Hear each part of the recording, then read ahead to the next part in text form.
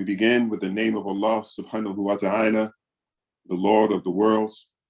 We send peace and blessings upon the noble prophet, the chosen one, Sayyidina Muhammad, sallallahu alayhi wa sallam, the one whose sunnah, his acts and his words and his states are the medicine for the hearts and his remedies. And by following his sunnah, it is for the well-being of the body and its cures, as well as the illumination of the inner vision. And we send peace and blessings upon also his noble family, his companions, and all those who followed him until the end of time. I seek refuge in Allah subhanahu wa ta'ala from the ruses, like the stratagems, the kind of ploys and the games of my own nafs. And I seek refuge in Allah subhanahu wa ta'ala that as I present this class from finding sweetness in my own words. Because Sultan Muhammad Bello, may Allah Ta'ala be pleased with him, said from the most greatest of sicknesses of speech is that you find sweetness in your own words. I seek refuge in Allah subhanahu wa ta'ala from loving to hear my own voice. Because hearing one's voice or loving to hear one's voice is even worse than loving to constantly look in the mirror at one's face. I seek refuge in Allah subhanahu wa ta'ala from having the audacity or the boldness, right, to believe that I should even be listened to. When most of the creation of Allah do not even listen to his words amongst human beings and jinn. Most do not listen to the words of the Prophet sallallahu alaihi wasallam. Most do not listen to the words of the upright ulama. So to think that someone should have to listen to me is really kind of bold, all right? And all it is, again, is a sign of the sickness of my own nafs. I seek refuge in Allah subhanahu wa ta'ala from speaking more than I should listen. And I seek refuge in Allah subhanahu wa ta'ala from that when I do listen, that I listen with my own nafs and my own ego, and it colors everything that I'm hearing. Inshallah ta'ala, we hope to get into more about this listening and the importance of listening because it is the first station on the path to seeking knowledge, one of the first conditions. We want to talk a little bit about, again, we mentioned the importance of this little small gathering. Please do not sleep on this gathering. Do not sleep on any of your gatherings. There's classes during the locales.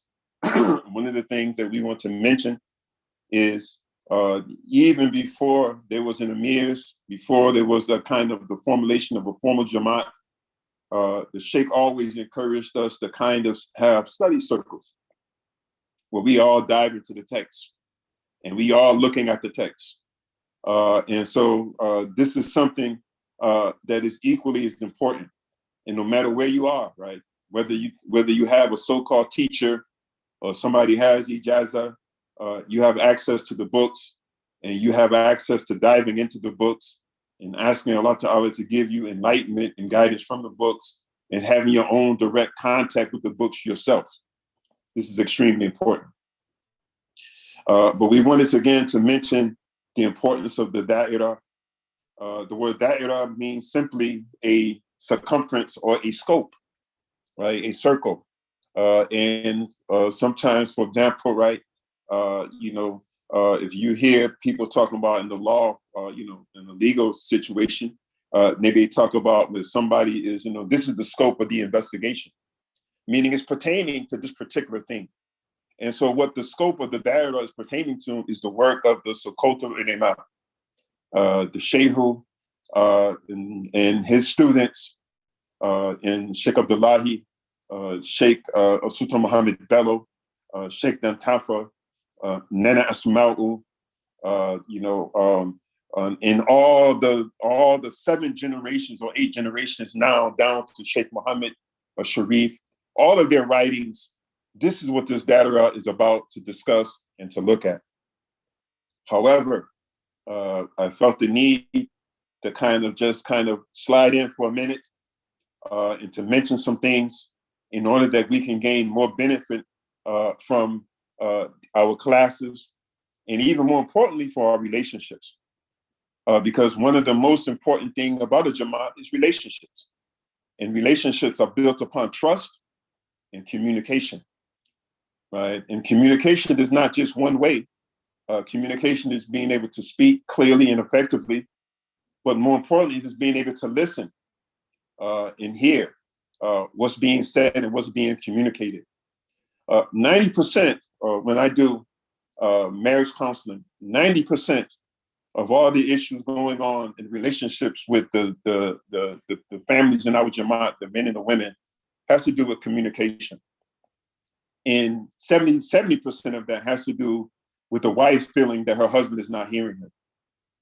The other 10%, right, has to do with economics. But these are the two major issues, right, that actually kind of destroy the marriages, and in turn, right, destroy and harm the Jamaat, because all we are is a group of family, a group of relationships. So we wanted to just mention some things about how we can become better and effective communicators with the emphasis on listening. We have here a picture on this next page. This is something that those who've been in our cadence meetings have seen, right? Like, these are all the activities that are going on in the Jamaat.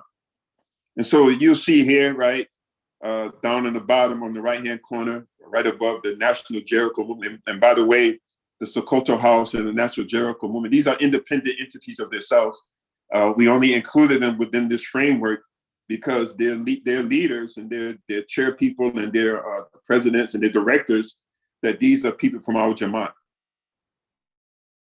And so, however, right, you'll see in the corner, like the virtual daira, right? You'll see other different things going on, right, in the Jamaat. All of these activities are going in the Jamaat. And we wanted to kind of show you, if you haven't seen this, right, so that you understand, right, that even though maybe you may be kind of isolated where you are, or maybe things ain't happening where you are, that doesn't mean, right, that it's not happening in other places. Or even more importantly, right, just because you got one project that's popping off, there's a lot of projects that's popping off. There's a lot of activity. There's a lot of good work that's going on. And so and what we hope to do in the very near future is to kind of tie this thing all together in a way that each one is supporting each other and tied to each other in a symbiotic fashion. Because my whole contention, and you'll hear me mention this many times, my whole contention, right, is from a West African proverb that simply says that, yeah, if you want to go quicker, yeah, go by yourself, right? Do it alone. If you want to go faster, do it alone. But if you want to go further, right, do it with other people. And this is the premise of the Jamaat, right? The potential of our Jamaat is not in the stars of our Jamaat. It's in those stars aligning, right, and becoming one movement, one body, and moving in one direction. This is the power of our Jamaat, and we will go further, bi'idhnillah. One of the things, you can get this later, but one of the things that, inshallah ta'ala, before we go into this next slide, is the importance of the da'irah, right? So the Prophet sallallahu alaihi wasallam said, and you can find this hadith again in the Sunnah Ikmat al-Bid'ah, in the chapter dealing with the affairs of the masjid by Sheikh Usman Den Fourier, may Allah be pleased with him, where we talked about last week, right, that the Prophet sallallahu alaihi wasallam said that the gathering of dhikr, where Allah Ta'ala's name is being mentioned, right, that this expiates for 70 gatherings of sport and play. But there's an even more powerful statement that the Messenger of Allah said, that the Shaykh who quotes after that statement, where he says, the Messenger of Allah sallallahu alaihi wasallam said, "Huduru majlis al-ilm afdalu min iyadat al-alf al-marid, wa huduru majlis al-ilm afdalu min shuhud al-alf al-janazat." That hudur, being present in the gatherings of knowledge, right, is better than visiting 1,000 sick people, right? Think about this, first of all, right? It says that every time you go to visit somebody in the hospital, you visit somebody who's sick, 70,000 angels accompany you on that visit, right? And so imagine, right, that sitting just briefly, right, in a gathering. But this is the key word, right? The key word is hudur, being present.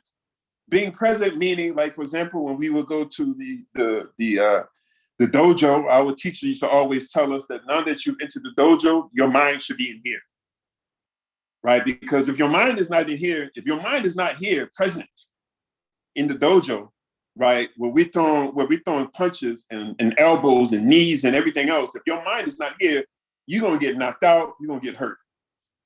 And so your mind needs to be here. This is what it means to be present. And it's the same concept of being present, right? When you're in a conversation with your brother, with your teacher, with your parents, with Allah, right, with the Prophet, being present, right, is extremely important. Because that means that you're in the moment, you're here, and that your mind is not wandering somewhere else. Whereas your body is here, right, but your mind is somewhere else. That's not being present. So the Messenger of Allah said that being present in the gatherings of knowledge is better than visiting 1,000 people and witnessing 1,000 janazas, right? Just being present in the gathering of knowledge. And so we want to kind of just stress the point of the benefits of sitting in these classes or sitting in any class. And there are many classes going on in our Jamaat. And hopefully, inshallah ta'ala, again, we can organize a little better so that everybody knows. I think there's some people working on that so that everybody knows what classes are being taught on what day in order for people to tap in. We're going to be looking at the text, a real short statement from Sheikh Ahmed Zarruq. Sheikh Ahmed Zarruq, may Allah be pleased with him, right? He was born in Morocco. He died in Libya. He was born in the year 844 of the Hijra, and he lived to be only 51 years old. This is something, right, that, again, we want to pinpoint and point out, emphasize. Sheikh Ahmed Zarruq lived to be 51 years old, 51 short years. The Messenger of Allah, sallam, the best of created beings, lived to be 63. The Sheikh, 63. Muhammad Bello, 57, right? Imam Nawawi, right? That every upright Muslim has his book, right? The 40 Hadith, right? Riyadh al-Salihin in their library, right? Lived to be only 44 years old, right? Time is short. And whatever we're going to do, right, as individuals and as a Jamaat, right, we need to get on with it. Because, like, although you've seen the last page, like, there's all these projects going on, some of us are going to die without seeing these projects finished. That's the reality. We need to get it on with what we're going to do. Whatever sacrifice you're going to do, fi sabilillah, whatever moves you're going to make, fi sabilillah, we need to do it. Time is running out. And so Sheikh Ahmed Zarruq, may Allah be pleased with him, right? He was called the Muqtasibul Ulama wa Awliya. Powerful title, right? And this is not, and one of the things, like, unlike this age, right, where people give themselves titles, right? These titles were given to him, right, by ulama and awliya. And what the mutasib means, right, it means literally, right, like the regulator. He was the regulator of the ulama and the awliya. And why is this so important? Because if you notice, some of you who have conversations with me, sometimes you'll bring to me, right, a name of a teacher, a name of a sheikh, a name of a person, right? Then maybe they're doing a speech. And the first question I ask you, right, I don't ask you about his learning. I don't ask you about his pedigree, right? I ask you, right, is he attached to a Jamaat?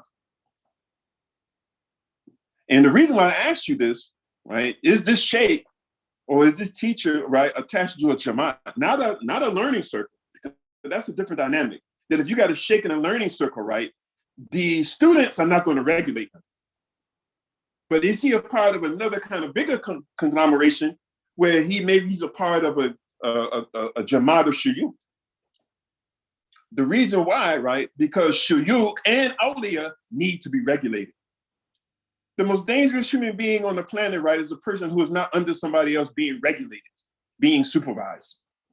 Because the nerves have to be checked. And the more knowledge you get, the more prone, right, are you able to deceive your own self, right? But so Sheikh Ahmed Zarruq, not only did he regulate the ulama, but the awliya need to be regulated as well. One of the most confusing things for us in this age is when we find out people that we consider to be awliya doing foul things. But this issue was addressed a long time ago, right, by Sheikh Ahmed Zarruq, that the awliya, they're not masoom. They're going to fall into error, right? They're going to commit the haram. The only one who is masoom is the Messenger of Allah, sallallahu alaihi wasallam. Everybody else, right, is subject to errors and mistakes. And if you don't have somebody regulating you, right, if you don't have a community regulating you, that when you fall into those errors, or when you begin to lean to fall into the errors, and somebody say, "Hey, brother, wait a minute, what you doing here?" If there's nobody to regulate you, that there's no barriers, you're going to go astray and you're going to fall into error, right? So this whole concept that in our age, like, we're confused about what to do with the awliya, they get regulated too. What do we do with the ulama? They get regulated too. What do we do with the umara? They get regulated too. Everybody gets regulated. And this is the point that I was making last week. But if we turn this regulation only down to the common Muslim, this becomes a form of oppression. Because the people who got their hands on the steering wheel are the shuyukh, the ulama, and the umara. These are the people that really need to be watched more carefully, even more so than the common people. So Sheikh Ahmed Zarruq does this thing about the conditions of listening. And we just want to make a quick note about the difference between hearing and listening, right? And then we're going to talk about, if time permits, the 8 types of listening. But there's a difference between hearing something, right, and listening. Hearing, right, you can hear it accidentally because you're hearing any noise, right, you're going to hear, right? It can be involuntarily, it can be effortlessly, but listening means require a focus, and it's voluntary and it's intentional.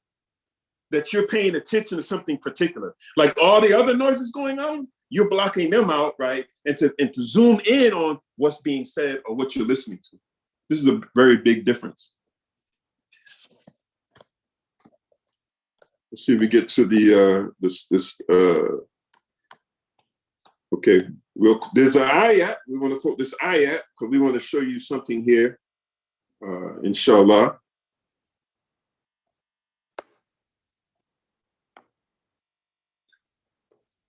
Where Allah subhanahu wa ta'ala, and this is Surah to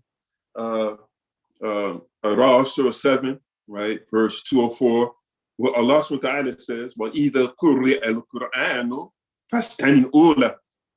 That when the Quran is being recited, listen to it, right? But then he says something else. He says, وَأَنْسِتُوا. The word ansitu, right, it means to listen as well, but it's a different kind of listening. It's the kind of listening, right? You know how, like, maybe when you're in your younger nosier days, right?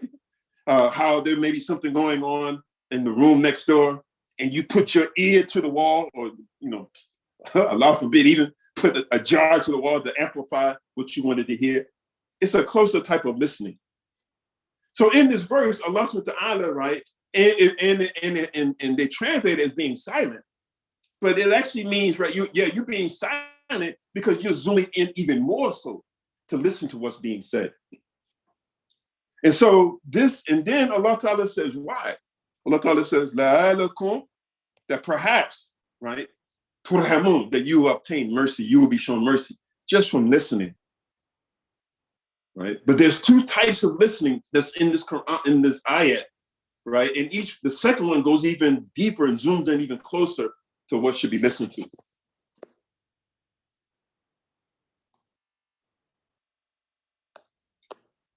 Let's get to the statement from Ahmed Zarruq. We can email this out to you before. Those who have this book, it's called The Qawaid of Tasawwuf. We just attached the English here because the Arabic is the English. We attached the Arabic because the English it's okay, but it doesn't go into the exact detail and definition that it should. So this is just that it's principle 28 for those who have the book. For those who was in the Arabic grammar class, we made this part of our course that you understand these conditions. The first of all, Sheikh Ahmed Zarruq, let me zoom in a little bit. Sheikh Ahmed Zarruq, he says, may Allah be pleased with him, and understand like these principles, right? These are not just rules, right? Like it's translated as the rules of Tasawwuf or the science of Islam, but these are kind of spiritual laws. You know what happens when you violate laws, right? Like there's a consequence. So these are spiritual laws that he's talking about. He's not just talking about rules and regulations.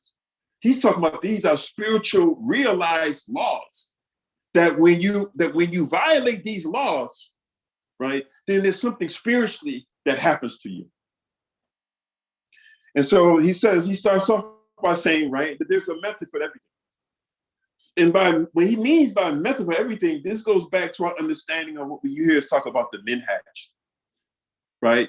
When we talk about the minhaj of the Shehu, right, we're talking about how he systematically, right, kind of began to bring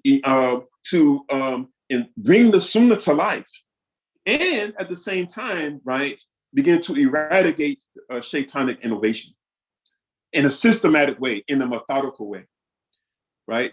So those who like you're cooking dinner tonight, right? Or you may be making coffee, or you may be working on your car today, or something that you're doing, right? You'll find what Sheikh Ahmed Zarruq says apply to whatever you're doing. There is a method to everything. There is a step-by-step process to every single thing, right? And so then he begins to say, right, that at the beginning, fi bidayatihi, in the beginning for the seeker of knowledge, right, there are certain conditions that must be fulfilled from the very beginning. And from the very beginning, right, the first thing he says is what? Listening. But then he says in the Arabic, when you look at the Arabic, it says, right, al-istima'u wa wal-qubul. This wa means that they have to be done. This thing has to be done simultaneously. He doesn't say listen and then accept, right? He says listen and accept. This has to be done simultaneously.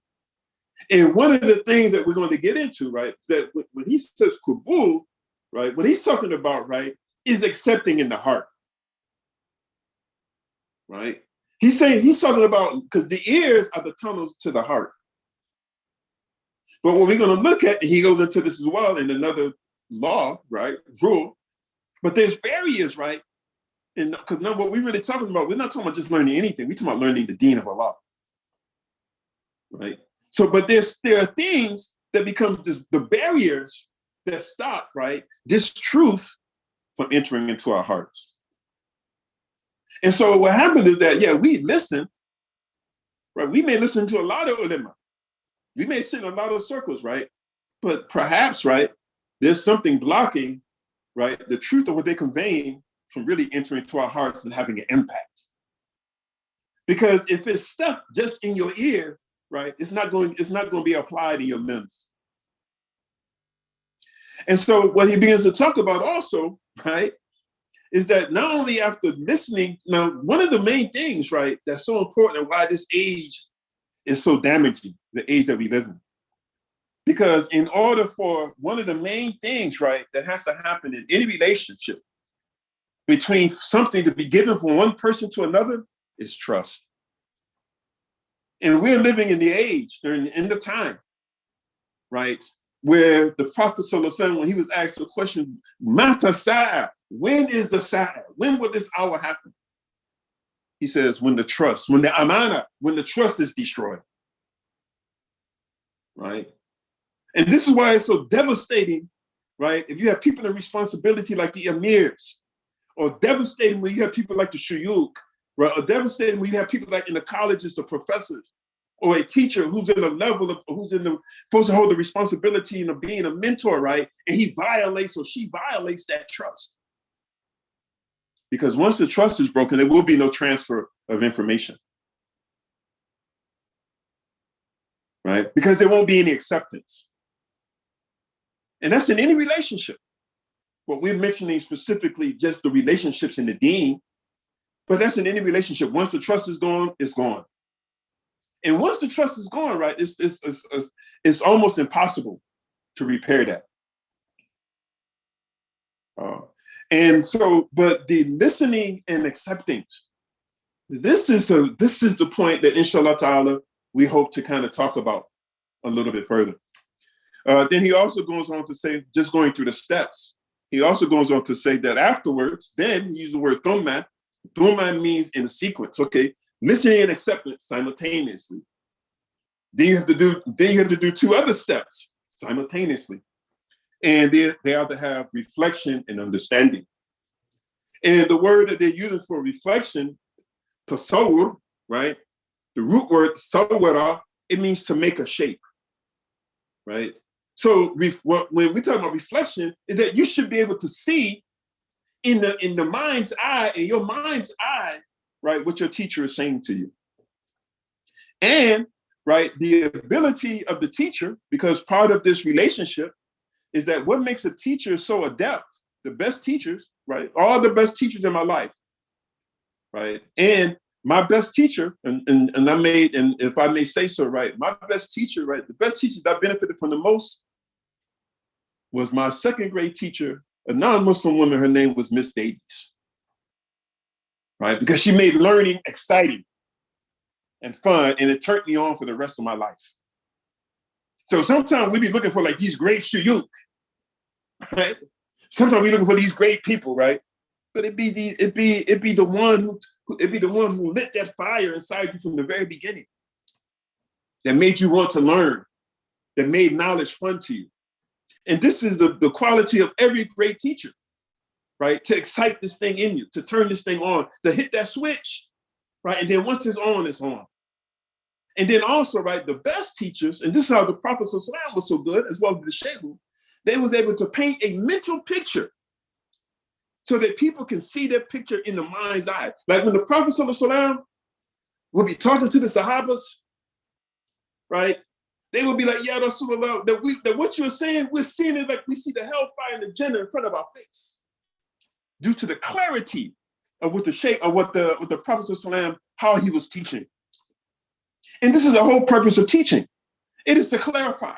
It's not to confuse. It's not to sound deep, right? It's to expand and to clarify. And this is why you see like all the Shehu writings, right? They had to do either two things, that or bayan. Either he was giving something to support people, right? To firm up their foundation, or he was clarifying something for them, making something clear. This is the essence of teaching. And so we've been telling our teachers, right, that they got to up their game. And we have also been saying, like, even on this da'irah, we've been trying to up our game with presentations and slides and all that thing, anything that we can do, right, to make this thing clearer so that people understand what is incumbent upon them in this time and how they can do it. So then not only after reflection, but then the next thing is understanding. And literally, tafahum, right? It means to wrap your mind around it. Okay, you see this picture, now you got it. You understand it. You comprehend it, right? It doesn't mean that you know all of this in and out, right? But you got a kind of overall understanding of what's being said. Those two things go together. And then come to two other things. He says, then, thumma, again, right, is what's called ta'ilil. Ta'ilil is explanation. One of the things that happens in a relationship, right, with a teacher, I know, for example, in our Arabic class, if you ever sat in our Arabic class, right, you will see that one of the first things I always ask, right, okay, give me the answer, right? What's the answer? Okay, they give me the answer. Okay, now explain to me how you arrived at that answer. Because we're not looking for, right, we're not trying to produce parrots, right? I don't want you to echo me, right? Like for example, right, Sheikh Muhammad never wrote any of his commentary, right, for us to just read it, right? He wrote those commentaries, right, on all of his books to be like these teacher texts that they will study, right, and begin to digest and be able to articulate to their students or to the people that they're talking to. Not to read it to them, right, like it's a story, a bedtime story. Because why? Because the whole purpose of learning is to make it engaging. Right? One of the reasons people don't listen, right, they tune out because it's not engaging. So our job, right, is to make it as engaging as possible, right? And then so in order for you to be a teacher, right, you got to be able to explain how you got there, right? So yeah, okay, there's a math problem on the board. You look at it, blah, blah, blah, blah, boom, right? You get the answer. That's one thing, right? But can you explain to the class how you arrived at the answer? Because if you can explain to the class how you arrived at the answer, now you can become a teacher. You can teach that. But if you can't explain how you arrived at the answer, you just got the answer, but you can't explain how you got there, right? You're gonna have a problem when it comes time, right? When you're standing in front of the class and you're a teacher, you're gonna have a problem trying to explain how you got there. The other thing is even more important. This is the jump off point that I'm saying that our Jamaat has to, this is the river that we have to cross, right? They saying this was a sister who translated this text, right? But she's using the word istidalala, istidalalu, right, as reasoning, but it's not. It goes back to the word, right, dalala, which means to point to something, or dalil. Like, can you tell me, right? Can you support your arguments? Can you explain? Well, not only can you explain how you got there, right, meaning the method and the steps and all that stuff, right? But can you support it now with some dalil? Can you do that? All right, you know how to make wudu, right? But can you, okay, and you show me you know how to make wudu, right? But can you give me the dalil from the book and the sunnah, right, of how to make wudu? This is what we're talking about. This is the next level that our Jamaat has to emerge, because if not, we're still in this kind of blind following state, that we're just kind of doing things and really not kind of understanding why we're doing it. And that's good for the beginner, right? And then finally, after that, Sheikh Ahmed Zarruq tied two more things together. And what he ties together practice, all right, acting according to what you learn. And then he ties together, right, nushur, which means, or a nashara, which means spreading it, right, teaching it. But look at all the steps you got to go through, right, before you can become a person who's spreading knowledge. And what Sheikh Ahmed Zarruq says after this, right, is powerful, because he's giving you a spiritual rule. He says, so whenever, right, a stage is reached before it should be, meaning that you jump over these conditions instead of going through this process, because he starts off by saying, hey, man, there's a process or a method for everything, right? There's a step-by-step process for everything. And what he's saying is that if you skip these steps, right, then what happens, right, is this, right? Then access to knowledge of its inner reality is prohibited. But again, right, this translation is a little kind of, it's in the ballpark, right, but it's not definite. Because what Sheikh Ahmed Zarruq is really saying, that if you skip any of these steps, then the whole purpose of you seeking after knowledge is negated. Why? Because what happens, and this is some of the dangerous stuff, what happens with people, right, who want to become teachers before their time, is that because what happens now, right, is that they're learning knowledge, right, to tell somebody else. But that's not the purpose of knowledge. The purpose of knowledge is to do what? First, save yourself. The purpose of knowledge, right, that if we talk about we got the cures, right, then it doesn't make any sense that if I got the cure, right, if I got some medicine here, right, and I got a bad cough, that I'm running around here giving medicine to everyone else, and I'm refusing to take this medicine myself. That's what happens if, right, the teaching, if these steps are not properly addressed. That what happens is that we become these people, right, that we have knowledge, but it's for everybody else except for ourselves. And this is a dangerous proposition, because this is these are from one of the people, right? Like we always talk about, and I talk about it, right, as a warning to myself. That's saying out of all the people that saying who are gonna have it really bad on the day of judgment, right, is the umara, is the emirs. That the emirs, they arrive on the scene already chained up. And the only way that they get released from their chains is if it's determined if they've been just, right? However, right, there's a and I say that as a means for one, for those who think, right, that being an emir, right, is a really kind of beautiful cake job. for one, and for more importantly, right, to remind myself to be just, to give people their rights, right? But there's a more kind of, there's some worse other kind of situations, right? Because when the Prophet ﷺ made his Isra wa Mi'raj, he's seeing these people, these men, right, getting their lips cut with scissors of fires, right? And these were people, man, who were speaking on things and talking about their teachers, right, and not doing what they, and not acting on what they know.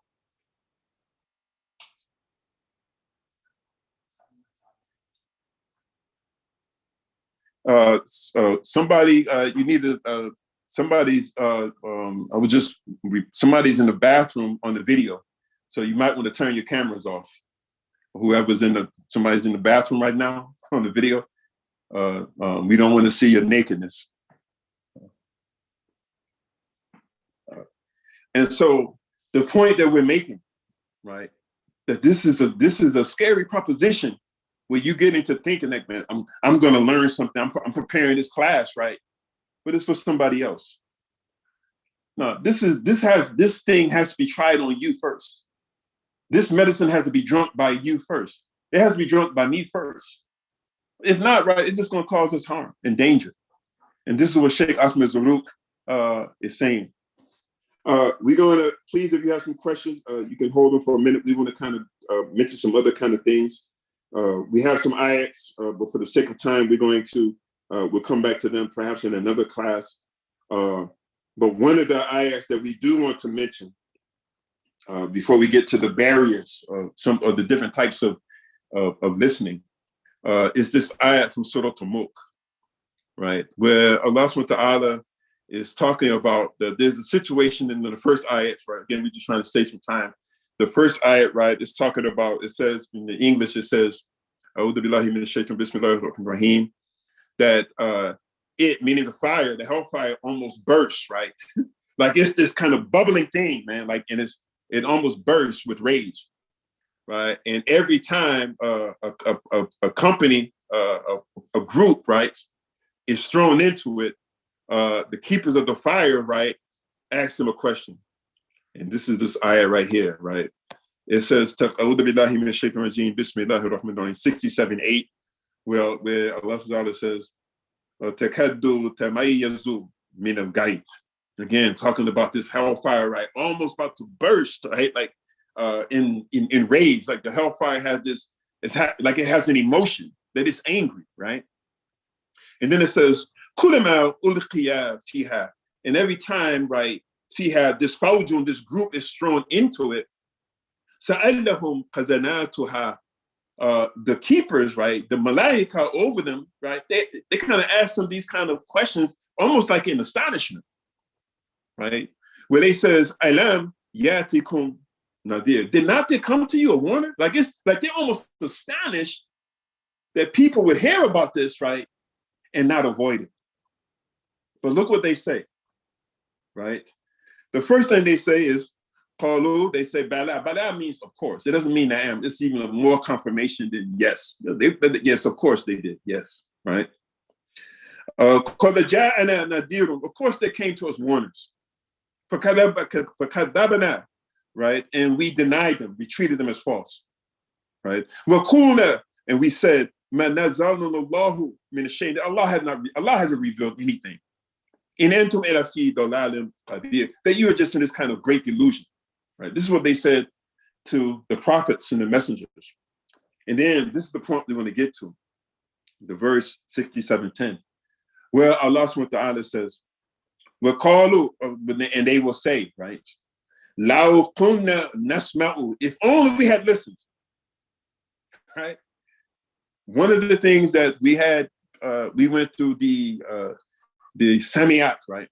The Sami'at, right, are those things, right, that the Prophet ﷺ spoke and warned about that happens, right, after death. And it begins, right, with the death at its appointed time. And then there's a whole bunch of events that begin to happen that the Messenger of Allah, right, told us about, that, but you will not see these things until that time happens. But they're called Sami'at for a reason.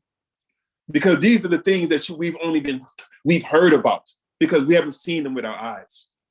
But this eyewitnessing, right, will come, right, beginning at death at its appointed time.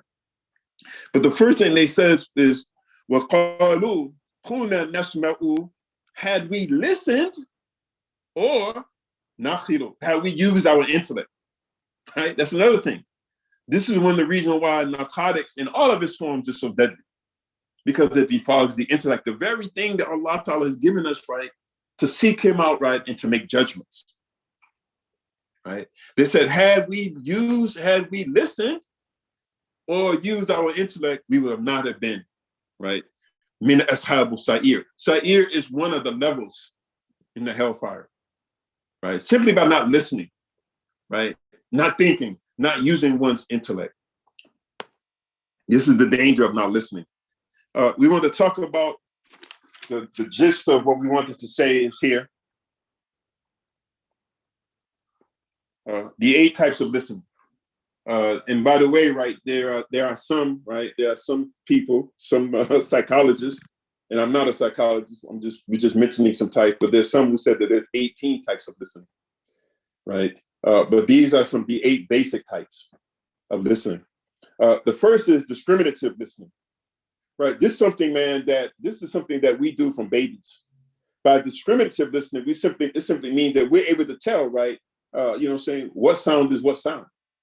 Like, this is how we're able to tell, right, even as babies, right, our father's voice or our mother's voice, right? Or, this is how we're able to tell, like, the difference between, right, a muffler backfiring and a gunshot. Or this is how we're able to tell between the different sounds. It literally means being able to tell which sound is which. This is something that all of us do easily, right? The next one gets a little more difficult, right? It's informational listening. This is what Sheikh Ahmed Zarruq is talking about. But how are we able to kind of gain, and not just gain, right, but retain? Because knowledge is retained. It's not retained in the brain, it's retained in the heart, right? But if there's some barrier that prevents that from happening, then knowledge will not be retained, right? And so there is this kind of informational listening is also important because what we talked about last week, like, right, the listening is one of the top 5, right, skills that people of this age, right, employers are looking for from soft skills. Like, can you listen? Right? Because if you can't listen, right, then you can't follow directions. And if you can't follow directions, right, you're not good for anybody. Right? If you can't follow directions, right, you're not good in any organization. Because you're gonna always be, right, on, doing something or in a position or in a place where you should not be. Everybody else is marching to the directions, and you over here somewhere else, right? So there's informational listening. Then there's comprehensive listening. Comprehensive listening is a little bit more deeper, because you're not just listening, right, to the information, but you're reading, right. You're also reading body languages. You're also listening to the different intonations in the speech.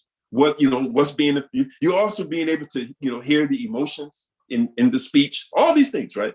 This is a more kind of it's a focused listening, but it's even more focused because it's taken into sometimes also hearing, right, what's not said, right? There was things that the Prophet ﷺ said, and there was things that he was silent about. All of that is part of the Sharia, what he said and what he did not say. And so there's things that our teachers say, and there's things that they don't say. And then this is something that Muhammad Bello said in his book, right? One of his books, again, talking about the sicknesses of speech.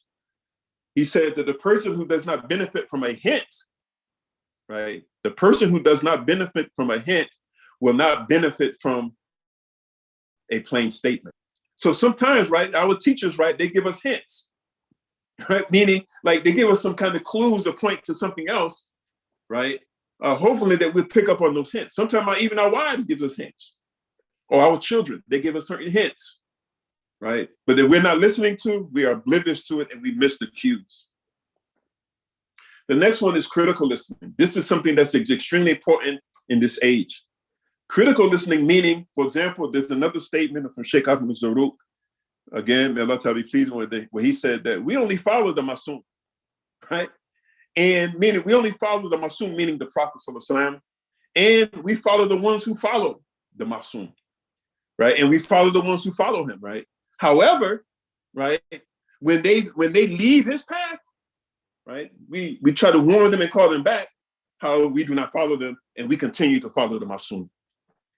And so this is the kind of listening, right, that you know what I'm saying, that I am appreciating, right, like in our Jamaat, that there are men and women who are critically listening to what's being said, right, especially when I'm saying something, and they have the courage and the concern enough to say, well, Mir, you know, you said such and such and such, you know what I'm saying, I disagree, right, and the reason why I disagree is because this is, you know, this is what Allah Ta'ala has said. This is what we need in our Jamaat.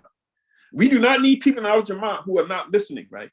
So that if an illegal, by illegal, I'm talking about something goes that contradicts the book, the Sunnah, and the Ijma of the scholars, or even our minhaj, that they're not able to pick it up and say, nah, man, we're not with that. No, we're not about to do that, sir. And the reason why we're not about to do that is because of such and such and such. This critical listening is the example that you heard me say this before in many classes, of the example that one day when Umar ibn al-Khattab, may Allah be pleased with him, was giving the Juma khutbah, right? And he had become frustrated because the dowries had become exorbitant during his time, right? Right? And so he was frustrated and he was trying to put a limit on it.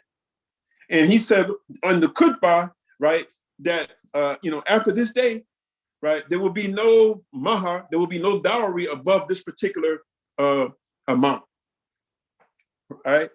And so after the khutbah, right, there was a sister. Now the men might have been good with that, right? They might have been good with that no dowry was not going to be like it was anymore, right? They might have been good with that, or they might not have been. They might have been not so courageous to speak the truth when it's time to speak the truth. And so there was a woman in the back that she said, "Yeah, Amir al-Mu'mineen, right? Laysa la kadhalik, right? She said, you can't do this. That what you're saying, all right, you can't do it, right?" And all the men were like, "Whoa, like, what?" You know, these men was afraid to even speak to Umar. Right? It said that when Umar became caliph, right? People before he became caliph, people used to sit outside, right, on the stoops of their homes, right? Once he became caliph, they wouldn't even sit outside because Umar used to be, you know, walking the streets. So they was afraid of him. But this woman wasn't. And she was critically listening, and she realized that Umar was saying something, right? And he was trying to impose something that he didn't have a right to do. And so Umar said, "What do you mean I can't do such and such and such?" And she said, "Yeah, Amir al-Mu'mineen."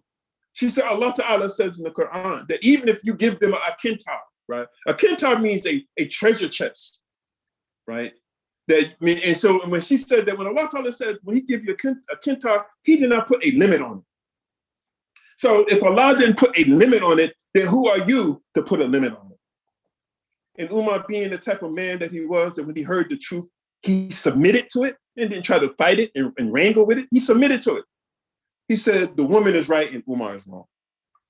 This woman was critically listening to see whether or not, is this in accordance with the book and the Sunnah? If it's not, then we're not with it. This is what we need in our community, right? We're not with it because it goes against what Allah and His Messenger has said, right? This other kind of listening, sympathetic listening, this sympathetic listening, right? You hear, this is something, again, a soft skill, right? That people are looking for in the workplace, right? Because everything is becoming so kind of virtual, right? Meaning, like, everything is virtual and technical. People are losing human skills, right? And one of the most simple human skills, right, is to begin to kind of feel what somebody is feeling at, right? This meaning that you're listening to a person and you're feeling what they're feeling. All right. And so, we have our saying, right? Like when a person, he's talking to you, right? Or she's talking to you and he's like, you feel me, right? This is kind of sympathetic. Yeah, man. Yeah, Akeem, man, I feel you. This is the kind of sympathetic listening, right? This is a type of listening that's actually dying. Where people are kind of listening out of concern. And then there's another kind of listening that's something like it, right? But it's even a little more deeper. It is a therapeutic and kind of empathetic listening. right? Now think about this, right? We also said that the Jamaat, right, that our da'irah and the Jamaat is like group therapy. Like we're all in recovery, right, from something, right? We're all in recovery from jahiliyyah. Jahiliyyah is a sickness, right? Ignorance is a sickness itself. So we're all in recovery, right? And so the da'irah is like this group therapy, right? Well, there's a kind of listening that's therapeutic, right? And it's this kind of listening, right, that where you empathize with the person that you're listening to. Not only do you feel what they're feeling, right, but you put yourself in their place. Like, man, what if that was me? And you listen to them with this kind of a heightened level of concern. This was the listening style, right, of the Messenger of Allah sallallahu alaihi wasallam. So we live in an age, right, where everybody, we all talk about the different sunnahs, right, the sunnahs of the sibha, right, the sunnahs of the turban, the sunnahs of all this, the miswak, and all these things, right, the hairs of the Prophet, so all of these things. These are all beautiful and wonderful. But the sunnah that's really missing, right, is how the Prophet communicated and how he listened to people. It said that when the Prophet listened to people, he turned his whole body towards them. And he waited for them to finish saying what they had to say. Right? Right? He waited for them. He let them say whatever he waited patiently for them to say what he had to say. And why this is called therapeutic listening, right? It's because when the person is having this experience with the person listening to him, they feel better after it. The speaker feels better after it because he feels that I was validated, man. Somebody heard me. And this listening here, again, this listening, right, is what either it will take your relationship with your brother, right, with your children, with your wife. It will take your relationship, if you do it, to a whole nother level. And if you don't do it, it will kill this relationship. Because people need to be heard. They need to be heard. They need to be validated. And if you don't do this, right, and again, when you hear me speaking, right, and this is something I have to say as well, right, when you hear me say you, or when you, I'm talking collectively, right? One of the things that we got to be careful for, I understand that when somebody's saying something, you say, okay, well, maybe that's applying to me, and you apply it, right? But you got to be careful to think that I am only applying it to you. There's nothing that I've ever said in any of my classes that I'm targeting an individual, right, or individuals, right? I'm talking about a collective mindset. I'm talking about collective practices. That's my concern, how the collective is moving and operating. That's my concern. Individuals, mashallah, right? I'll celebrate your victories, right? But I'm more concerned about how the collective is moving, how they're vibing, how they're interacting, and those kinds of things. So when I'm talking about that, this is the type of listening that we have to begin to kind of revive. If you want to revive the sunnah, revive this. And watch how your life and the life of and the relationship around you, how they change. There's another kind of listening, number 7. There's this biased listening. This biased listening, it simply means, right, it's two different things, right? That you come into the conversation, right, already with preconceived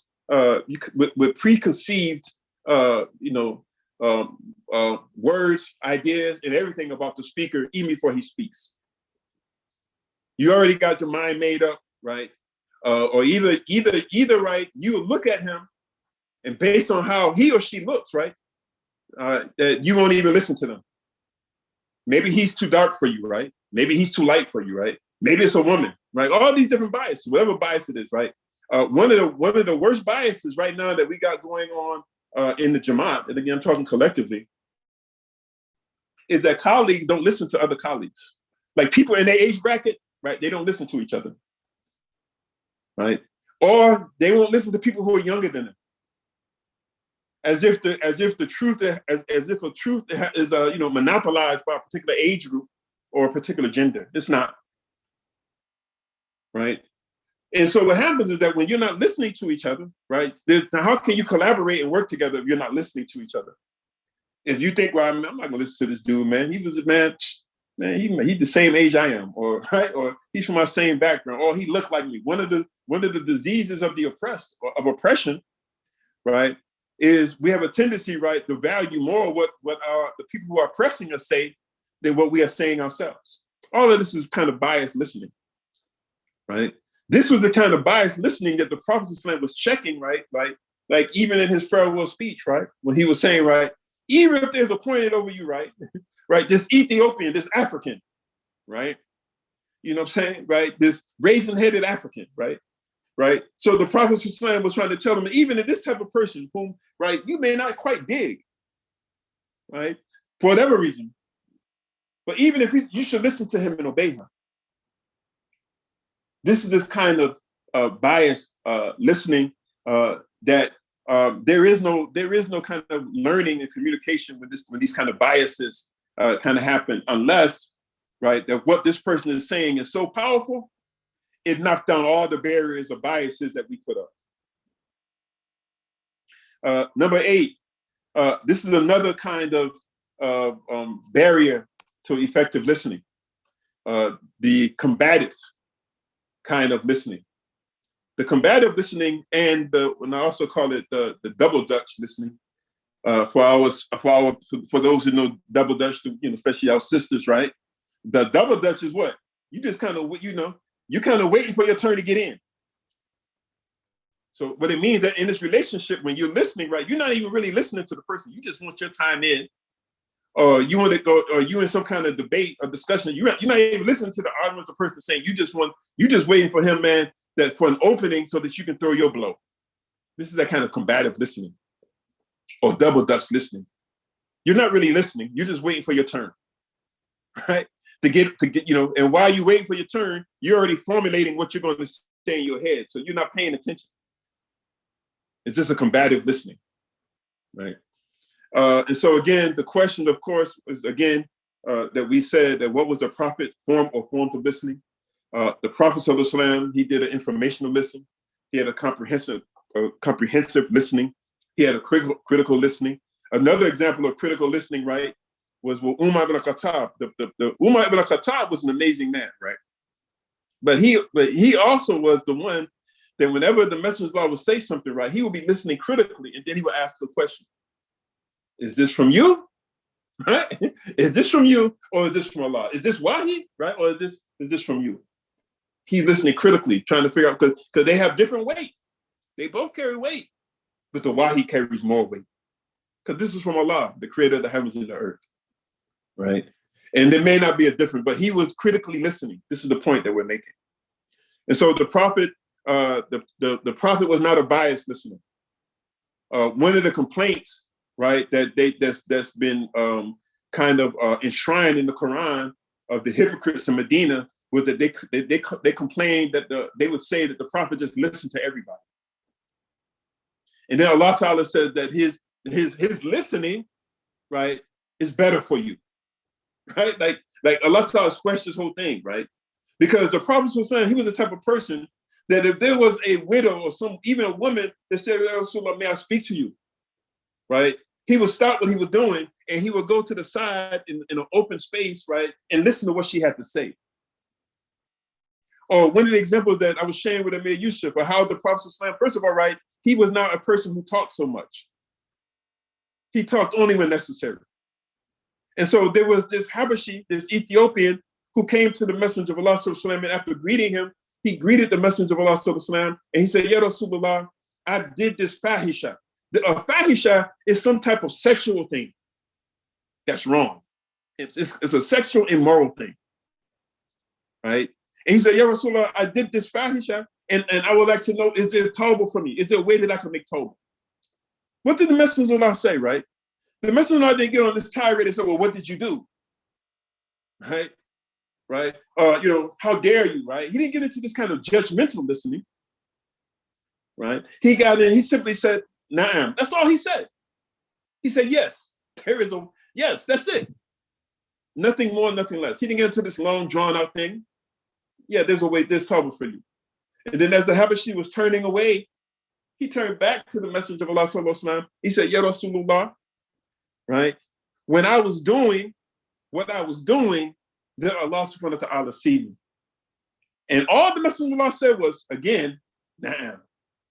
So in his whole conversation, right, the Messenger of Allah said 2 words in his whole conversation.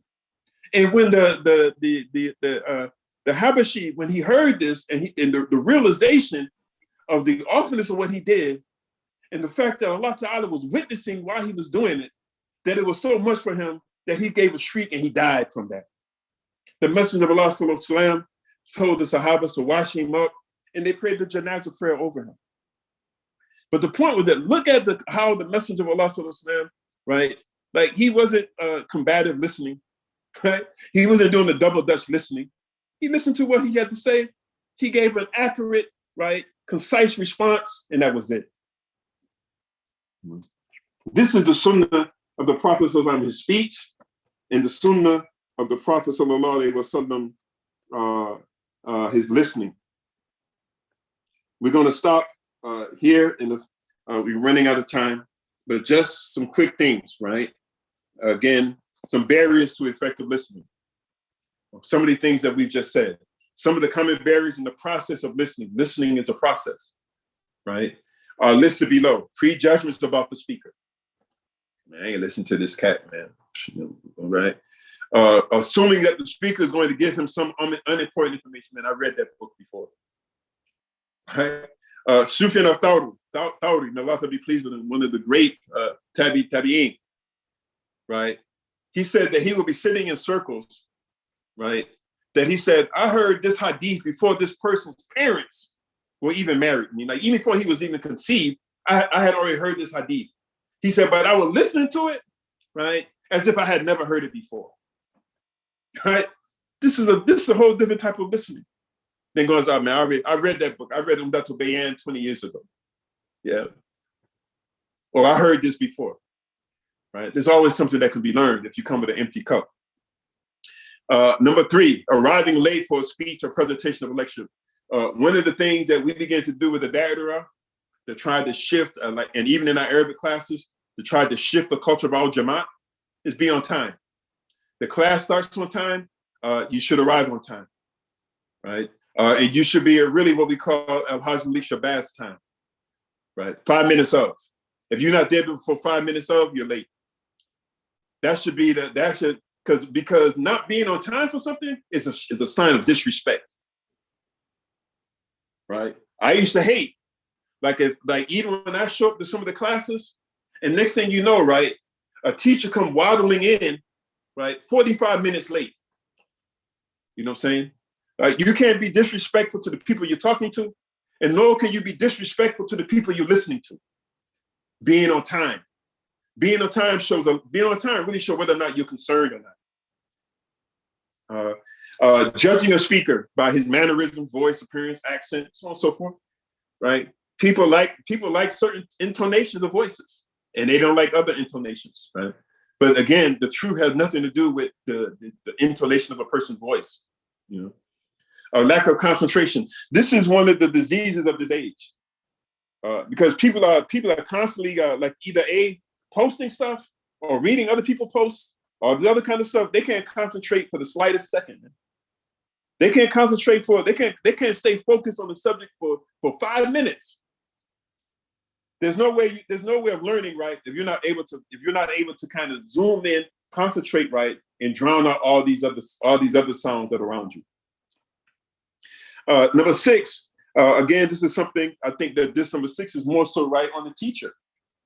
But however, right, so listen, avoiding listening to difficult, boring, or complex information, right, and selectively listening only to what is considered interesting. Like, for example, there's another kind of disease that kind of need to get dealt with in our Jamaat, is this rush that we want to dive into kind of like, deep, right, deep spiritual stuff and not go through fiqh, right? Like when you go through Umdatul Bayan, even when the Sheikh was teaching Umdatul Bayan, he said, okay, well, we're kind of about to get into some, some dry material, right? It's not really that exciting about water, right? And, what's clean and what's not clean, all these different things. However, there's a secret to this. the dimension of your fiqh will determine, right, the dimension of your ihsan, right?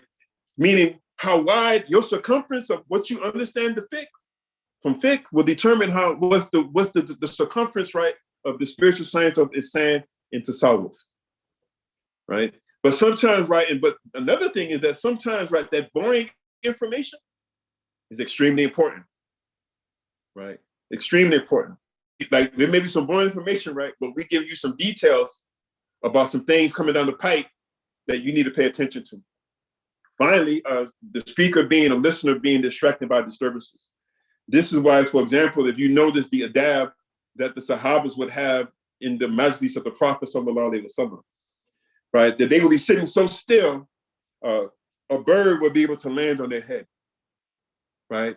There wasn't no getting in and out and moving around and what I'm saying, and phones going off and all this kind of stuff in this majlis, right? Because again, right, it's disrespectful to the speaker, and it's disrespectful to the people who are trying to listen to the program. Somebody just sent me something. Let me see what they're saying, Brother Tariq. He said, "Can we have the sources of the material presented?" Absolutely. We will send this to Waziri Abdul Hafid, and everybody can have a copy of this, inshallah ta'ala. But again, it's a very, very important thing. We're going to stop there. And so, inshallah ta'ala, are there any questions or any corrections? This is another thing. One of the things that we're hoping to create in the culture of our Jamaat is that our classes are not this kind of I'm just a dictation. You know what I mean? Like we just saying some stuff, but we just want you to go along. It has to be interactive, and it has to be and right. There may be some things that we get wrong, right? And so you may have to correct us, and there's no harm in that. There's no harm for me in that. But also as well as that maybe there's some things that you want to add. Because every time the right question is opened up, it opens up a whole nother door of knowledge. So we'll stop there. Are there any immediate questions or comments or corrections? Assalamu alaikum. Wa alaikum salam wa barakatuh. Amir, you were talking about the people who may have some preconceived how do you say notions about maybe the teacher, biases about the teacher. There's a line, it made me remember a line of Sheikh Abdullahi, where it says, Ba'du billahi min ash-shaytanir rajim, La ta'atu alimi fil batili wal haqqu makbulu walau min jahili, which could mean that there's no obedience to an alim in something that's batil, but the truth can be accepted even from an ignorant person. So it just came to mind. Inshallah. No, mashallah. We appreciate it. There was even a statement by Sheikh Ahmed Mbamba Timbuktu, where he would say, for example, right, is the only reason that you don't accept from me because my skin is black, whereas my intellect is not black, And so all these biases, right? It stops people from benefiting from other people, And one of the things that, again, that I'm trying to really kind of impress upon us, right, is that there's a lot of talented and gifted people in our Jamaat. However, right, if we just looking at each other, man, as just the Negro next to me, right, then we're not going to be able to benefit. Or we're looking at these colleagues, well, man, me and you kind of came up together. It's going to really kind of stop the benefit and the transfer of barakah and blessing and information, man, that we can obtain from each other. Assalamu alaikum. One of the things, Sheikh, wa alaikum salam wa barakatuh. I'm sorry, finish it, Amir. I'm sorry. No, go ahead. I'm sorry. You got it. You got the floor. I'll come back. I was wondering, can you expound a little bit on the dimension of your fiqh will determine the dimension of your ihsan? This is something. This is a secret. Because one of the things is that we're another thing that we've been trying to say, and you can see it in all the writings of the Shaykh, right? Like we tend to think that I can kind of isolate, my akida, right, tawheed, right, and I don't have to have fiqh or tasawwuf. Well, I can just have fiqh and I have to solve, right? All of these things are three things, right, that are acting in a balance, in a symbiotic way, right? And so what happens is that if you think, right, that if a person think that they can kind of zoom in on, right, this deep knowledge, where they haven't again gone through the process. Like when you look at Umdatul Bayan, right, there's a reason why the sheikh who starts off with, right, with Tawheed, then fiqh, then Ihsan. And it goes back to what Sheikh Ahmad Zarruq is saying. That basically, man, that if you just zoom over all of that and think you're gonna get some deep insight, right, you're fooling yourself. You're actually gonna be barred, right, and prohibited from gaining understanding and comprehension from that, because you tried to skip over these things. You know, where this is the purpose of understanding a method. So the more you understand about fiqh, right, the more your barrel, right, you know, like you have this big barrel of fiqh as your understanding. This will be the container for your understanding for Ihsan. So going through the fiqh is actually building the container about what you're going to be able to understand from the sciences that comes after it.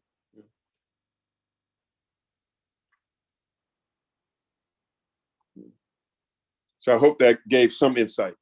But I think that if you zero in on understanding that there is a method for everything, and that there is a step-by-step process that you have to go through, and if you get those steps out of place, it's going to kind of defeat the purpose. When you thinking that you're going to arrive at a spot, you're not going to get there. So Amir Mustafa, could I build on that? Because you said it was a secret. It's Amir Rashad, but also in the Quran is pointing direct when Allah subhanahu wa ta'ala tells the Bedouin, say not that you believe, but say that you submit, for truly belief is not into your heart. And belief is, as Allah subhanahu wa ta'ala also builds on, you will not know me unless you have what? Knowledge of me. For the first commandment, know thyself. In order to know thyself, you must learn the creator of self. And I'll stop there, inshallah. No, mashallah, Amir Rashad. Again, we thank everyone for their their inputs, but you're absolutely right. When you hear me say that it's a secret, it's just simple. What I'm simply saying, right? It's not something that's just being commonly said. Like there's things that we kind of commonly say, and then there's things, right, that really are like the underpins of everything, right, that we're not talking about. You know what I mean? And this is something that again, me and Amir used to talk about a lot. That people like to kind of hurry up and get to the roof, right, when they haven't even built the foundation. You know, they're talking about the roof, but we're talking about like foundational things. And that was something else that the Sheikh kind of dealt with, right? He kind of dealt with foundational things, you know, the umdats, and the umdats are kind of like the pillars of the house. The usul are kind of like the foundational things, you know, usulul din, usulul tariqa, so on and so forth. But you're absolutely right, sir. Anything else before we close out? Sidi Amir, assalamu alaikum. Wa alaikum salam wa rahmatullahi to Imam Muhammad Torre. Yeah, I just feel compelled to say first, Jazakallahu khairan for your once again insight and speaking personally medicine. And so may Allah reward you and preserve you. And I just want to say to the Jamaat as well, let us be thankful to Allah Ta'ala, because inshallah then we'll be worthy of increase. But I hope that everybody's taking their medicine like I am. You know what I mean? That's what I really want to say. So let us take heed. Let's take the medicine and let's move forward. But Jazakallahu khairan, Sidi Amir, very insightful. Alhamdulillah. So alhamdulillah, Imam Muhammad Torre, at your service, inshallah. Again, I have, I think you heard me say this many times, I have high hopes, man. And, and I believe that our Jamaat can reach, high levels of understanding and operation. And I just pray that Allah Ta'ala bless me to live long enough to kind of see that happen, So please keep me in your du'as. This will be my last class for this session. We'll be turning it back over to the Imams. And then inshallah Ta'ala, please listen to them and listen well, so that you can benefit from them, inshallah. Any announcements, or Azeri, anything? No, sir. There is some maybe a request here in the future where we'll be start actually creating some type of system where we can actually have announcements more available from the different locales. We just got to figure out the best type of system to make that happen. There's a request for that coming down your pipeline. So inshallah ta'ala, that's one thing. And the other thing, I guess, is there's been some requests about the recordings. we have the recordings. We've sent a link out. We'll forward the link out. We haven't posted any recordings that's taken place maybe for the past. I know the Tariqa Jannah series is not posted, and then maybe a couple sessions before that that's not posted. We'll try to get those added, but and we'll send it out again, inshallah ta'ala. And my advice would be for everyone that's interested in kind of back all the way to, I think at this point it'd be about maybe 7-8 months going back where the recordings are available. It may be that long, it may be shorter, but save it in your Google Drive. So if you do want to access it, you can just go to it, click on the link, and access the recording. The only people that will have access to it will be the people that have the actual links. We're trying to figure a system if we want to secure it more than that, but for right now, it's mostly available for, you know, whomever has access to it. Inshallah, so we'll figure out a better system. So again, that email will be coming out later this week, just to prompt you to the recordings. There's been some requests, and we'll try to upload these, the Tariqa Jannah series, as well as the 2 sessions that the Amiri actually made available for us. Inshallah ta'ala. That's about it though. Inshallah. All right. Again, take a quick view of this picture. These are all the activities happening in Jama'at, all the institutions. Inshallah ta'ala, we're trying to make them happen. So we'll close out. Subhanaka Allahumma bihamdika ashhadu an la ilaha illa anta wa astaghfiruka wa atubu ilayk. أعوذ بالله من الشيطان الرجيم بسم الله الرحمن الرحيم والعصر إن الإنسان لفي خسر إلا الذين آمنوا وعملوا الصالحات وتواصوا بالحق وتواصوا بالصبر. Assalamu alaikum wa rahmatullahi wa barakatuh. Please enjoy the rest of your day. Please take care of yourself. Recording take care of stopped. each other. Inshallah. Wa alaikum salam wa rahmatullahi wa barakatuh. Wa alaikum salam. Wa alaikum assalam wa rahmatullahi wa barakatuh.